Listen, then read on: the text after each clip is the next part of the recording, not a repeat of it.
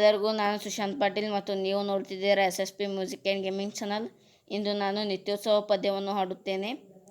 ಜೋಗದ ಸಿರಿ ಬೆಳಕಿನಲ್ಲಿ ತುಂಗೆಯತೆನೆ ಬಳುಕಿನಲ್ಲಿ ಸಹ್ಯಾದೆಯಲೋ ಅದದಿರ ಉತ್ತುಂಗದ ನಿಲುಕಿನಲ್ಲಿ ನಿತ್ಯ ಹರಿದ್ವರ್ಣವನದ ತೇಗ ಗಂಧ ತರುಗಳಲ್ಲಿ ನಿತ್ಯೋತ್ಸವ ತಾಯಿ ನಿತ್ಯೋತ್ಸವ ನಿನಗೆ ನಿತ್ಯೋತ್ಸವ ತಾಯಿ ನಿತ್ಯೋತ್ಸವ.